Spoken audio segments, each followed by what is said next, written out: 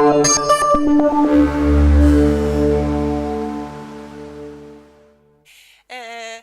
our last session will be ending, we aim to end by 4:15. 3 things with this session. 1 is to get a summary from the 3 different sessions. 2 is to get a little bit of a forward look at what's going to happen in Estonia. And 3rd, we're going to have a final word from our hosts. So if we start with the 3 parallel sessions and smart cities, you all are up first.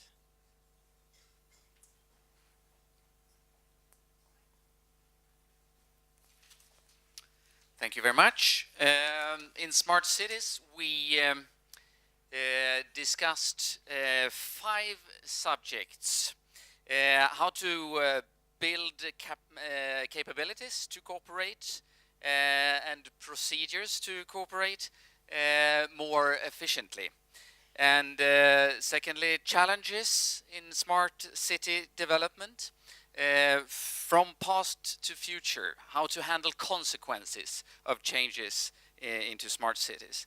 And thirdly, innovation platforms for smart mobility. And the 4th group discussed a network of test beds, for example, smart constructions or smart buildings with Estonia as an example of a test bed. And 5th, how do we get an innovative mindset to create smart cities? And what can we say about this then, Karin? I will try to give you a short briefing on what we talked about. At least I will talk about the one on the mind, how to create an innovative mindset and how to get capabilities, because we realized that you talked a lot about the processes in how to create this kind of environment and how to be able to work together. That was very surprising for me as well, because I think smart cities is more concrete, but it was a lot of how question. How do we create the mindset? How do we open up and be more inclusive? How do we make the city as a driver and be inclusive to all the citizens, and how do we increase the capabilities? And you want to start directly in 2014 to create this kind of openness and to encourage this kind of bindings. And on the capability side, they've chosen to work with the sort of, what I will say, pilot cases. They want to have 2, 3, 4 regions that works together and then create some kind of platform buildings to concretely work together and to show other regions how this can be done. And this could also be a platform for international cooperation mainly. And then we have a category, as you heard, which is a bit more about concrete things like smart mobility in important factors in a smart city, building a smart city, and also the question of taking care of the consequences when making changes in a city, where we had a quite extensive and good briefing of consequences when building new areas, consequences for the water system, etc., but also leaving people behind, how to take care of that. So perhaps we could say a lack of an integrative development, and how this should be dealt with and must be dealt with. And that they also considered and thought of what can I say? A test, so to speak, with a model of Riga, with the ferries mentioned yesterday, the ferries with 0 emission, and to see what are the consequences with this, introducing this system into the city. And then we have a 3rd category, we could say, test beds. Okay. Test beds, yes. And here it came up with a very interesting idea that Estonia, they want to be a test site for smart buildings, constructions and so forth, because they are very, very far ahead in these kind of buildings. But they can't do it alone, so they want to work with other test beds in the other regions, and also to sort of source their knowledge to others and get some input back on what they are leading at. And which I think there came up some rather creative ideas how to do this in a good way. All right. And this is all from us. Great. Thanks.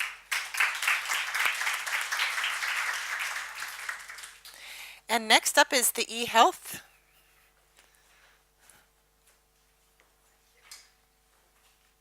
I think we captured it on 2 PowerPoint slides. I'll open that.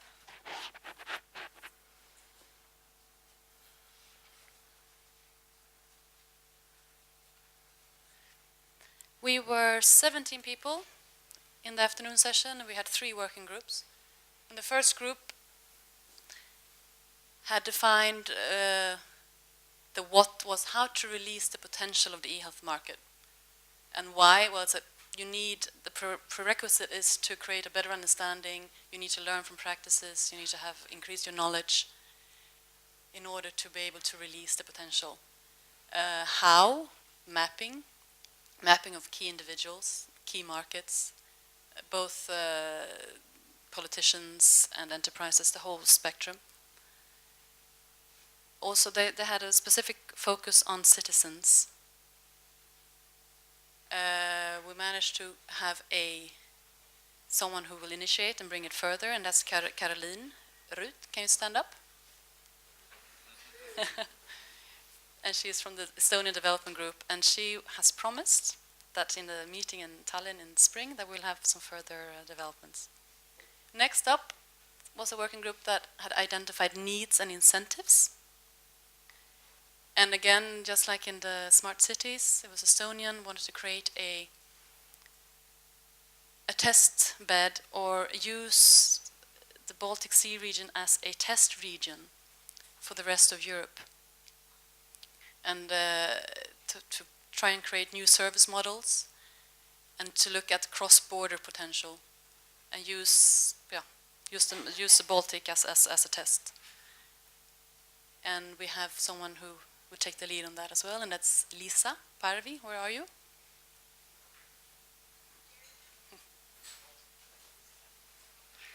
And finally, let's see.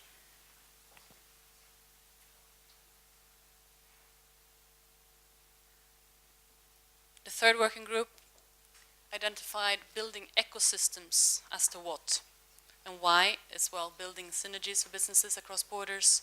There's a diversity of ecosystem parts, and you need it all in order to develop an ecosystem. And here is also the what is to develop test beds and be able to use test beds in other countries to be able to evaluate your service in another country to see if it works there. I think that's important. And it's not only testing healthcare solutions, but it's also, we talked a lot about art and culture, prevention. And how? Well, mapping exercise. You need to network on projects already ongoing. And when? Well, it's already happening. And we have a lead, and that's Ulu. Where are you? It's Anna from Ulu. And in a nutshell, that's it. Great. Thanks.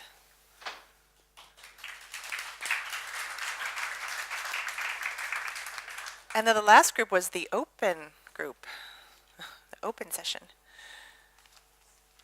Okay, here we had quite a big group, very good discussion, good energy in the room. We started with 6 presentations, which are a bit heavy, but out of these 6 presentations, we came up with 11 different suggestions on how to proceed, and we agreed on 4 topics to explore in the afternoon. So we had 4 groups. One of the topics were 2 suggestions that were actually combined: bioeconomy and raw sustainable management of raw materials. And this group worked well and came up with quite concrete proposal. Let's say what they say. They are going to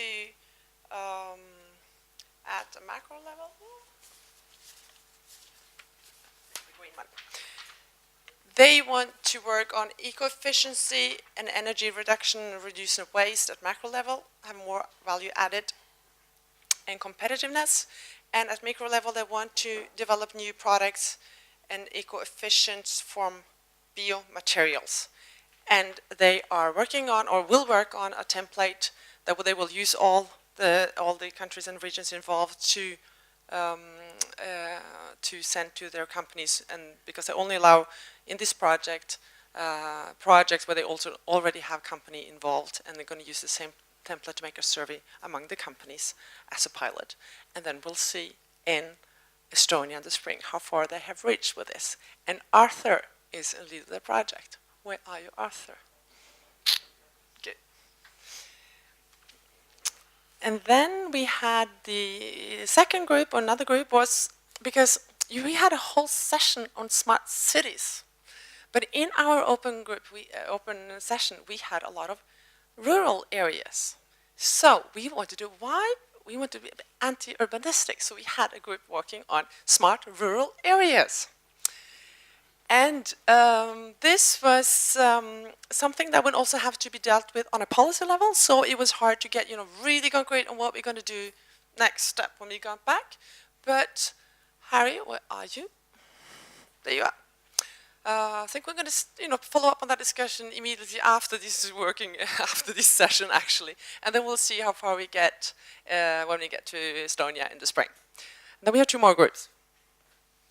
And then we also had an open innovation arena discussion, and it came out that actually quite a few regions are within their strategies or close by to it setting up open arenas, trying to find out places for fostering cross-sectoral innovation, also using youth, entrepreneurs and students to stimulate new ideas and creating, closing down closed innovation models and opening up for open innovation models. And there's also been ideas thinking about how can we do this cross-border. That has also been a bit in the regions. So I think the group was sort of discussing both the need for new kinds of processes, and the regions are working with new processes, but then also platforms to make it stick, and also networks for how to do this, to see complementarities of cross borders. And also there are some things already existing, but also discussing how can we take this and join these things together. And Ivor from Estonia here has promised to map a little bit with the possibilities and ideas what can be done, and we'll continue this discussion in Estonia as well. And then finally, actually our major group was about cluster collaboration. And from the beginning we had that on 2 or 3 different levels, because we had some cluster managers from Germany saying that, well, we would like to know more people because we want to do more cross-cluster collaboration, and we don't have good enough information on the other actors, and we would like to get to know them more. And at the same time, there was also discussion on that there is a need for, because they were saying that in Germany we have a cross-cluster network, and there's one in Denmark, but how do we go cross-border to seek each other? But then we also have a response saying, but there are these networks. So what we are saying is that yes, we should definitely continue using good things like the BSR Stars, but you need to market yourself better. And also, it cannot only be a top meeting of the top policymakers. You really need to meet the cluster managers to meet. And there are also platforms for that, but marketing more and pick it together and use the positive things that are in place. Does that capture it? If you have questions, you're welcome to talk to Carolina over here, and Karin. Okay, that was our session, I think. All right. Or someone wants to add something from our group? No, everyone's too tired. All right, Christian, where's our coming host from Estonia? Get us all excited about the spring.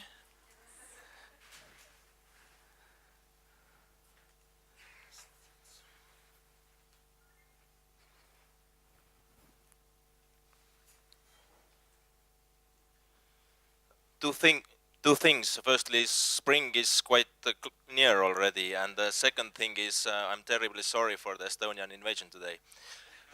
But the collaboration slides, I will just sum it up real quickly.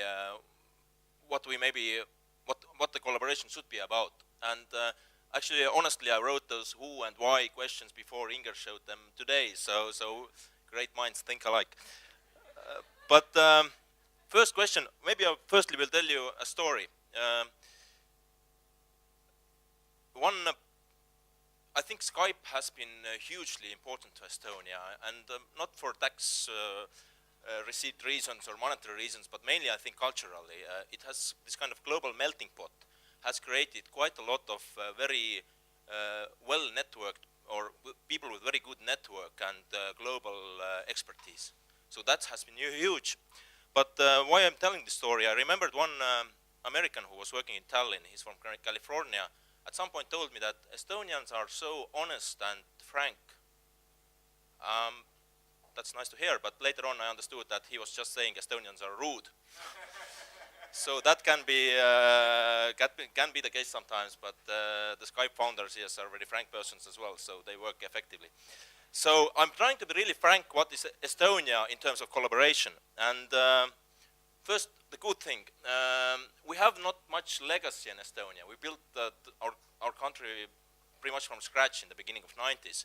So 90% of private tax reports are found online, and it happens within 5 minutes because the tax reports are pre-filled. So it comes from different databases, and you pretty much just click it through. 7 clicks. Yeah, so that's it. So that's why 90% of private tax reports are filled online. But the bad side, no legacy. This is a hospital in countryside, which is probably not that great and beautiful. But surely we have some nice ones as well. But the infrastructure, surely not is on the Scandinavian level. Again, no legacy. The streets are not maybe the greatest sometimes. And some people, it's not that bad, but I'm showing you a slide where it looks like that. And why I'm showing you this, sometimes these kind of potholes or holes can be in people's heads as well. And I don't mean that we have a big mafia problem in Estonia. We do not anymore, and nobody's getting shot. But I mean that the knowledge base is not on the Scandinavian level as well, I think. That's very important. And I will get to that very soon. 80% of schools use digital e-school. So my kids use their iPad and check what they have to study tomorrow. So they can do it that way. And teachers can comment on everything, and we see that. And this is about digital government. It was started in 2008, I think, or 7. And then we had nothing. So within this period, we have created a system where 70% of documents are online, and only 24% are on paper. And we plan to lose it at all in a couple of years. So that's the point. Estonia is not as good in a lot of cases, to be frank again, and rude maybe, is not as good as Scandinavia is, for example. But we can be sometimes flexible and use that to our advantage. And I have a picture here about the father and the son. Quite nice picture, and maybe this represents Scandinavia and Baltics. Estonia is pretty similar to Latvia and Lithuania. We are the boy with the ball, and who has a much smarter, older sibling or a father. But sometimes things change. This is 40 years later. And I would say that we are not actually that big as the slide shows. We are smaller. But there is no one answer. It depends on the sector. I think IT is very strong in Estonia. And we can be on this side of the picture. Manufacturing, not that great. We are on the left side. So I think in a sense, Baltics can be a key brother to Scandinavia.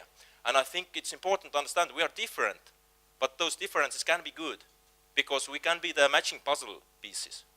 And that's why I think, I also mentioned before the testbed Estonia idea, that Estonia can be a testbed, a small, flexible country, Latvia and Lithuania as well, where the competence that has been generated in Scandinavia is being tested here. So we are not good enough, again, being frank, in a lot of sectors also, or in scientific base, good enough to create technology, but we can implement it.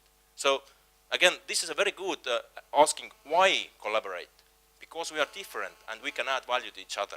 So that's why I think it's so important. And I think that today's event has been brilliantly organized, thanks S3 people from Sevilla, and well structured, because we got a lot of new ideas, and I think that this must continue next year. And we invite you all to Tallinn in spring, and I think even before that we must start collaborating. So thank you very much.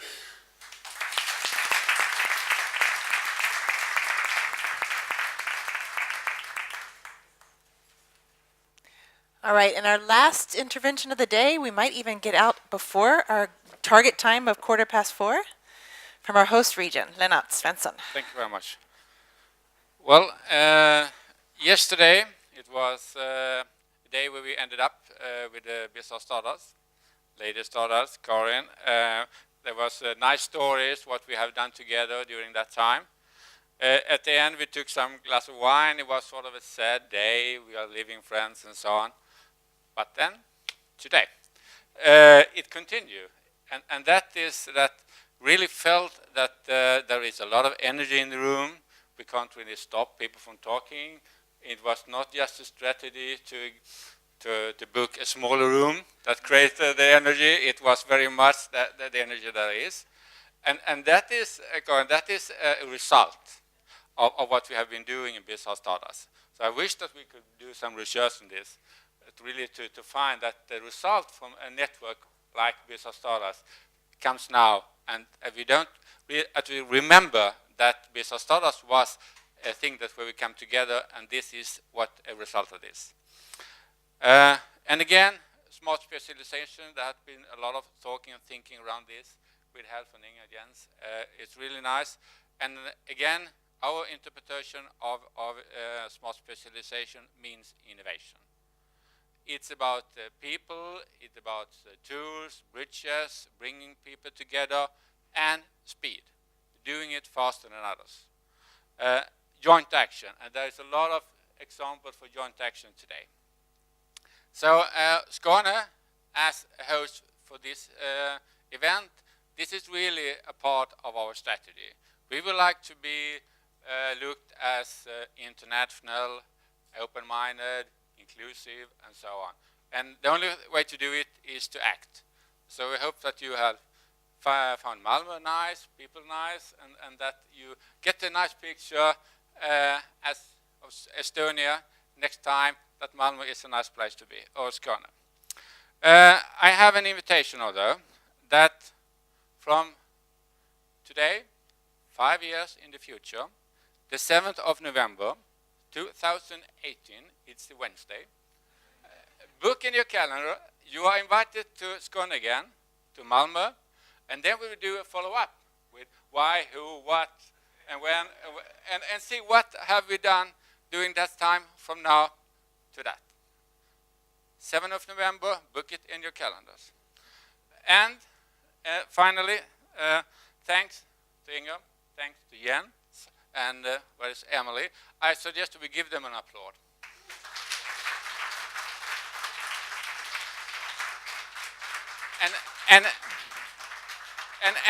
And there is also persons behind this. That's when being a host here, there is a lot of persons that do the work together, sending email and preparing.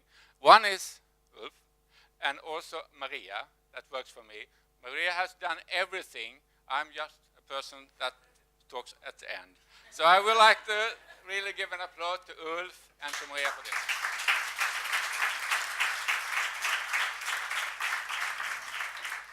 So with this, see you in Estonia.